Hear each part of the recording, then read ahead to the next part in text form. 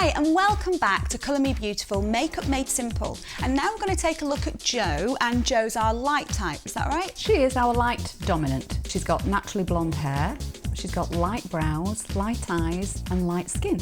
Okay, so what kind of colours would you put Jo in? Light colours, because we need to mirror what she has naturally. Oh really? So what kind of colours would you sort of avoid? Well, the deep dark colours. So if we look at the collar that Jo's modelling now, the deep dark colours, can you see how they just overpower the natural colouring? Yeah, I can, absolutely. In fact, it washes her out almost, doesn't it? And it's aging, because if you look at the shadows, it's now kicking up under the eyes. Yeah. This area and a neck and a chin. It's all aging. Yeah, and you don't want that. No. So if you're putting makeup on then, what kind of colours would you sort of counteract that? Well, again, we need to keep it light and bright for Jo. Right, okay, so what would you start with? Well, I've already prepped her skin, so I've already applied foundation. Yeah, I can see it looks really nice. Yeah, so she's got a lovely, nice, even skin tone. Yeah. And the next thing to do is apply just a little bit of concealer in her eye area there, where she's just got a little bit of shadowing. Why would you do that? Just to even out the skin tone. Oh, and again, right. it's uplifting on the skin. Lovely. You'll now see that I'm using one of our lighter eye pencil shades, which is called Coffee. And I've applied it just about halfway along, so I'm just working towards the centre of the pupil. And I'm doing that on both the top, so the upper and the lower lid. Right, why are you doing that? Why are you not doing it all the way across? Oh, well spotted, good question. The reason for doing that is that if I did that with Jo's eye, it's going to close her eye. I see, right, okay, making it look smaller. Yeah, so if you're working with somebody that's got big eyes, then it can look stunning. With a soft blender brush, I'm applying the first eye colour, which is Peach Glow. And this is just giving it a wash all over the eye area. And it gives it a hint of colour, but it also evens out the skin tone. Yeah, I can see that, it looks good. To add some shape and definition to Jo's eyes, I'm just going to do a little bit of very simple contouring. And I'm going to use our teal blue to do that. What is contouring?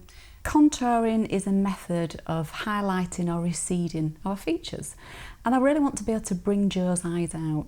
So if I apply the teal, which is an accent colour, just up to the orbital bone, it's going to bring Jo's eyes forward, so make them pop a little bit Right. and create more of an almond look. In fact, just like I did yours. So why almond? Why the almond shape? Almond is supposed to be considered as the ideal eye shape.